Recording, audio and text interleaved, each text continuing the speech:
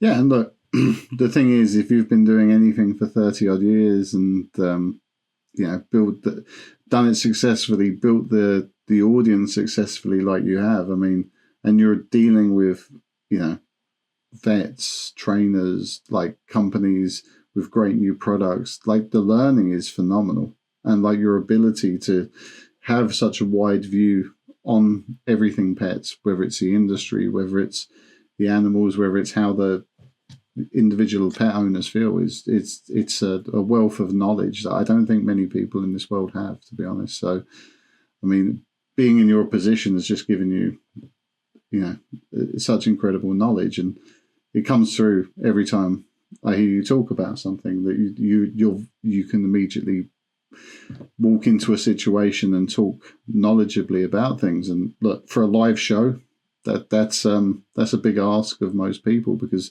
people, I think, more and more are becoming very pigeonholed in the sort of sliver of whatever they're doing when it comes to knowledge. So having that wide range of knowledge is phenomenal. I appreciate that. That's one thing with me. I always appreciate a kind word. You don't always hear the kind words. It's like you usually hear something bad happened or something technical happened, and all of a sudden that's when you hear the voice of the person that you've never heard from behind the curtain.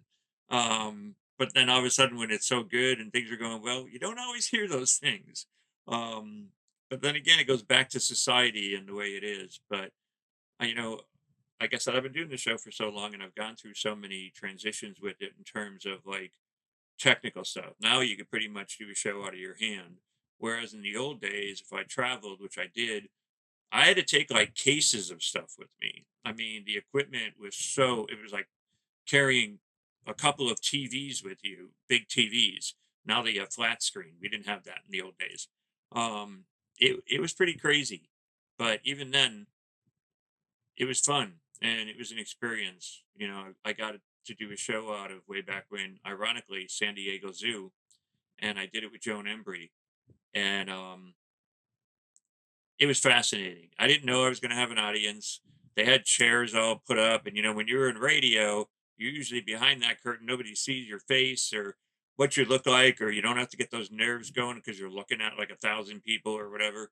And so there was a lot of people, and we did broadcast out to them, and Joan kept bringing in like all these animals, and it was the coolest thing. But out of all the animals that I got to join in with, a porcupine was my favorite.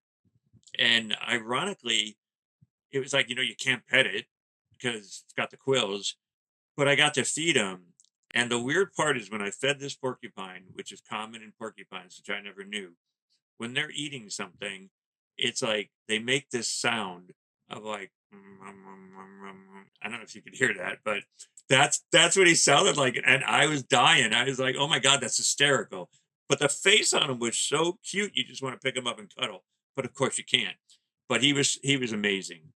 But like I said, I've worked with so many different animals and so many different people. And on the other side, Jack Hanna. I've worked, several times with Jack Hanna, and it's sad because now, I don't know if you know this or not, but Jack's got dementia, Alzheimer's. And here it took a man that was on TV for so many years. I mean, he did Johnny Carson, he did Jay Leno, he did um, Letterman, he did all those guys, and even the current ones. And then you know, age and all, illness got the best of him, and now it's like he doesn't even know anything. I have my sister-in-law is going through Alzheimer's and dementia.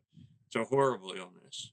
They forget everything about their life and everybody that was in it, and it's a difficult time. But I'll tell you, Jack did a lot of good, and he talked about a lot of different animals, and it's sad to see where he is now.